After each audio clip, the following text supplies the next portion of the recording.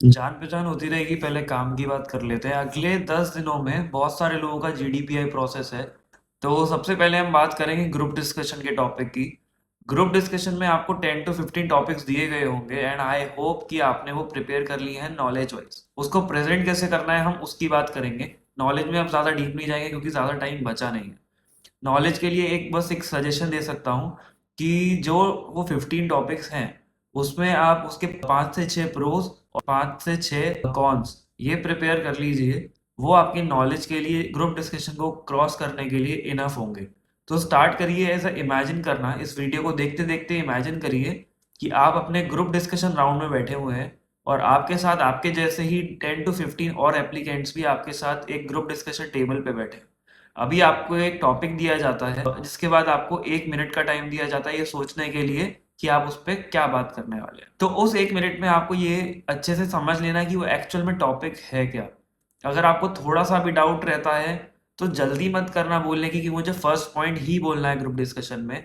अगर आपको ठीक से समझ नहीं आ रहा है, 100% क्लैरिटी नहीं है, जस्ट वेट। थोड़ा सा काम डाउन करो खुद को और समझो कि बाकी लोग क्या डिस्कस कर रहे हैं, then enter into the group discussion.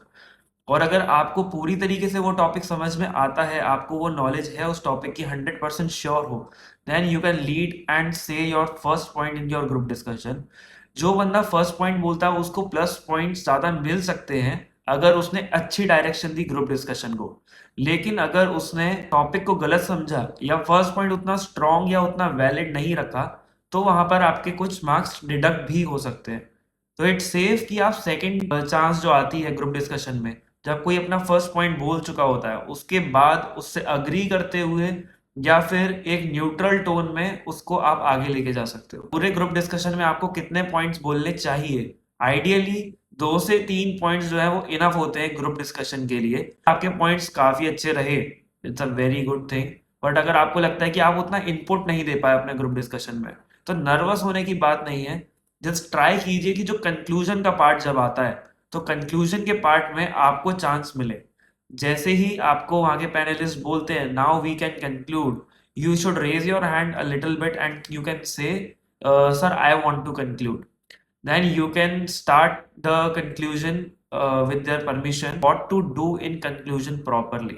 Everyone is discussing in the group discussion round, you just write those points like what are the good points they have put in the group discussion. Then you start that today's topic was this and we started with the discussion and it went well with these particular points.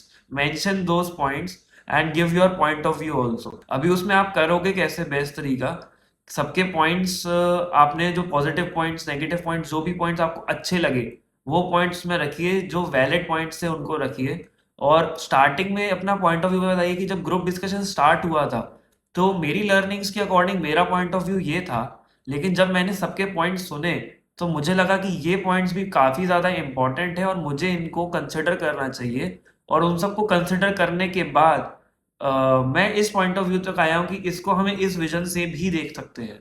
उसके बाद आप उसका conclusion कर सकते हो कि मेरा starting में पॉइंट ऑफ व्यू ये था और एंड आते आते मेरा पॉइंट ऑफ व्यू अब ये है।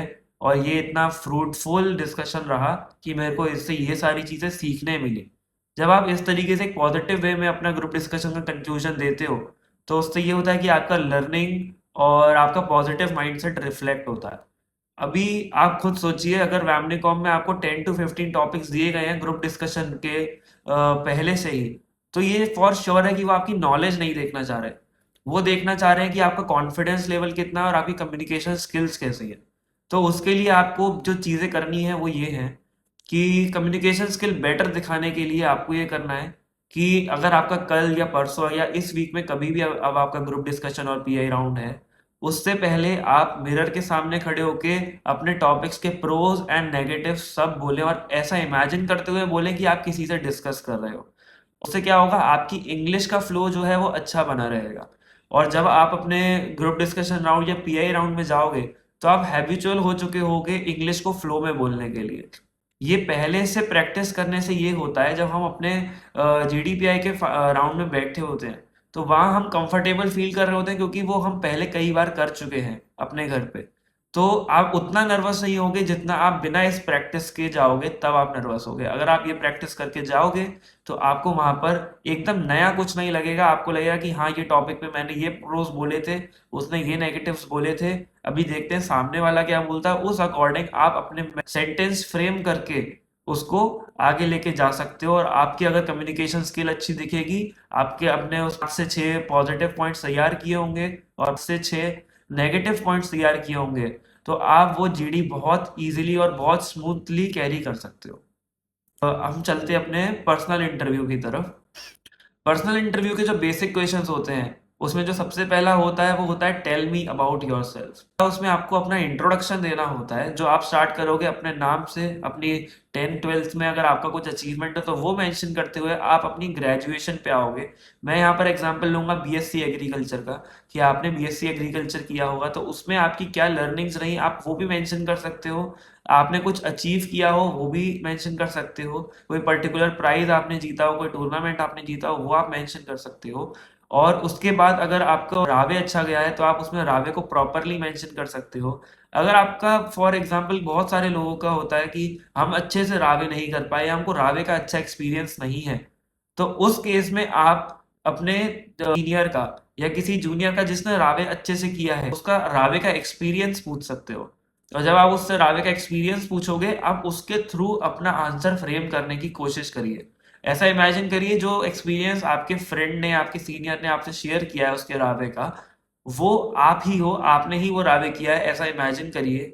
उसके रावे के टॉपिक्स पे आप खुद को प्रिपेयर करिए। उस टॉपिक्स के जो क्वेश्चंस बन सकते हैं उसको गूगल से स्टडी कर लीजिए, ताकि आपको क्वेश्चन हैंडलिंग में इजी रहे। क्योंकि आप एक इंटरव्यू में जाके ये नहीं बोल सकते कि मैंने बीएससी एग्रीकल्चर करी थी लेकिन मैं रावे नहीं किया, या मेरा रावे का एक्सपीरियंस बिल्कुल भी नहीं है। मुझे इस तरीके की बातें नेगेटिव इम्पैक्ट लेके आएंगी। इसलिए नाउ अब आप आ जाओगे अपने, अगर आपने कोई पर्टिकुलर इंटर्नशिप करी है या आपने कोई जॉब करी है, बाकी लर्निंग्स क्या थी, आपका रोल क्या था, उसके बारे में आप बात कर सकते हो अपने इंट्रोडक्शन में।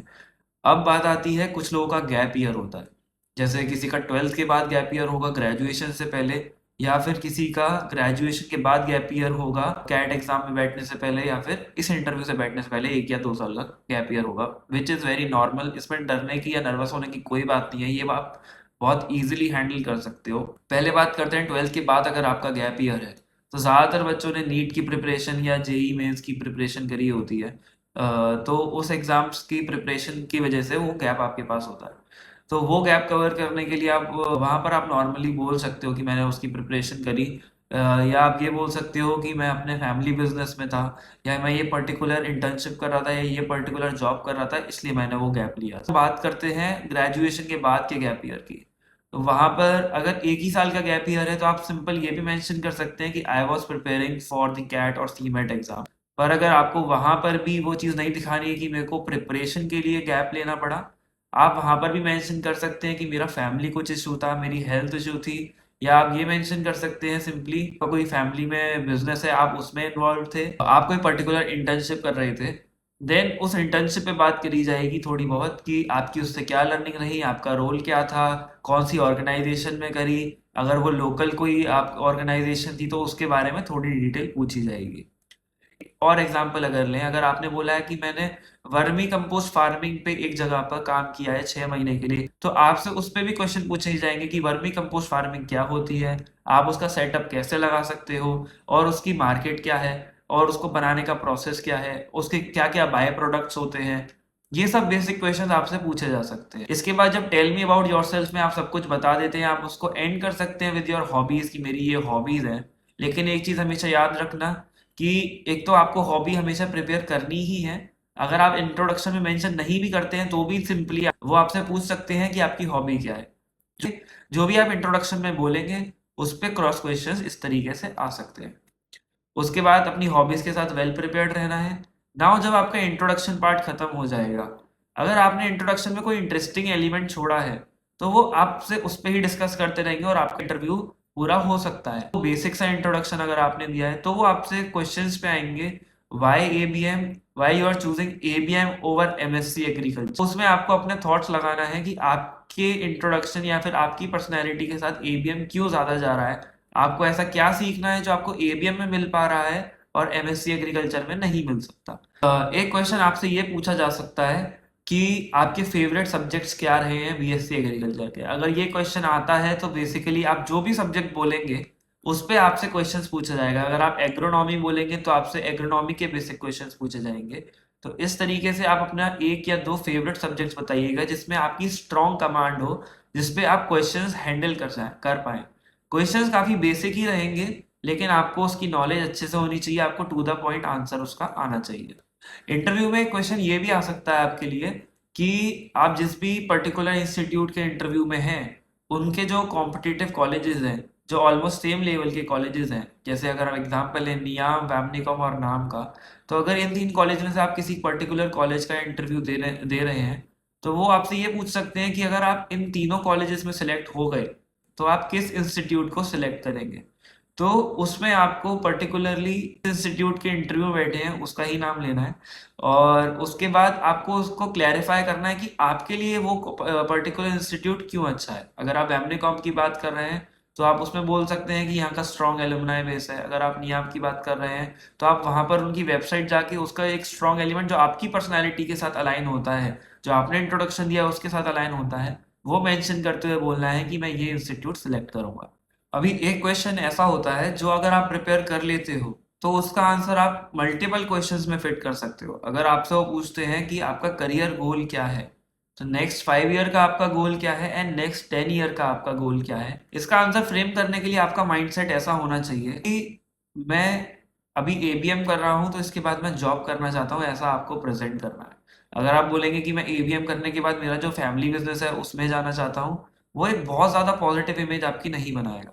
तो अगर आप बोलते हैं कि मैं पहले एबीएम करने के बाद सारा प्रोफेशनल नॉलेज लेने के बाद अगर मैं अपने एक कॉर्पोरेट इंडस्ट्री में जाता हूँ, एक जॉब करता हूँ किसी भी सेक्टर में जो मेरा प्रेफर्ड रहे, एग्री इनपुट रहे, चाहे एफएमसीजी सेक्टर रहे, जो भी आपका प्रेफर्ड सेक्टर है, उसमें एक्सपीरियंस ग्रैब करने के 5-6 साल बाद मैं अपने फैमिली बिजनेस में या जो मैं अगर स्टार्टअप करना चाहता हूँ उसमें इनपुट देना चाहूंगा, तो वो एक अच्छी इमेज बनाएगा। लेकिन अगर आपका ऐसा कुछ नहीं है कि आपको बिजनेस की तरफ जाना है, आपको जॉब में ही रहना है, इट्स वेरी गुड। आप उसमें नेक्स्ट 5 to 10 ईयर्स गोल बता सकते हैं कि मैं अपने आप को इस पोजीशन पे देखता हूँ नेक्स्ट 10 ईयर्स में, और मैं अपना जो करियर पाथ है वो एबीएम करने के बाद इस तरीके से देखता हूँ। ये very simple basic answer frame करना है आपको। और एक चीज आती है आपकी स्ट्रेंथ एंड वीकनेसेस। तो आपको अपनी स्ट्रेंथ और वीकनेस ऐसे प्रेजेंट करनी है कि वो दोनों ही चीज कहीं ना कहीं आपका प्लस पॉइंट दिखाएं। स्ट्रेंथ भी बहुत ज्यादा अपनी तारीफ नहीं करने लगना है कि मैं इस चीज में अच्छा हूँ, उस चीज में अच्छा हूँ, मेरा ये सब कुछ अच्छा है, लेकिन आपको वहां पर एक स्ट्रेंथ दिखानी है कि मैं मैनेजमेंट में अच्छा हूँ, मैं पीपल मैनेजमेंट में अच्छा हूँ। ये क्वेश्चन, ये जो मैं बता रहा हूँ ये हर चीज के लिए, उनका कोई भी क्वेश्चन आता है आपको ये सीधे आंसर देके रुक नहीं जाना है।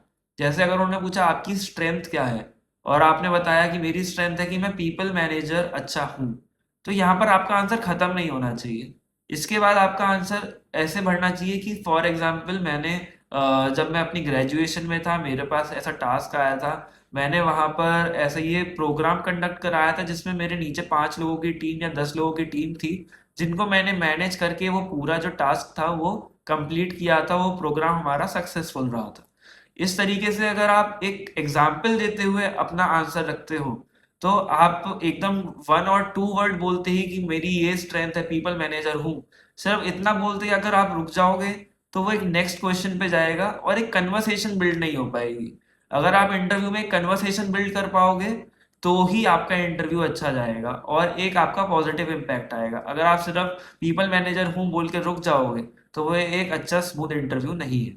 अगर आपकी वीकनेस के बारे में पूछा जाता है कि आपको क्या लगता है आपकी वीकनेस क्या है, उसको भी ऐसे प्रेजेंट करना है कि वो कहीं ना कहीं आपके पॉजिटिवली, मतलब अगर आप किसी कंपनी में काम करते हो और आपकी आपकी वीकनेस ये है कि जब तक काम खत्म नहीं होता आप काम बंद नहीं कर पाते, उसके बारे में सोचना बंद नहीं कर पाते। बेसिकली ये एक वीकनेस है कि आप उसी जोन में हो कि आप काम से हट के अपनी लाइफ नहीं जी पा रहे, लेकिन कंपनीज के लिए ये एक पॉजिटिव पॉइंट है। तो आपके अकॉर्डिंग जो वीकनेस है वो सामने वाले के लिए उसके फायदे की चीज होनी चाहिए। इस तरीके से आपको अपने वीकनेस का आंसर फ्रेम करना है। Almost almost pi and GD का टॉपिक कवर हो चुका है, फिर भी अगर कुछ मिस हो गया हो तो आप अपने क्वेश्चंस क्वेरीज कमेंट कर दीजिए, मैं उसके रिप्लाई करता रहूंगा। Thank you.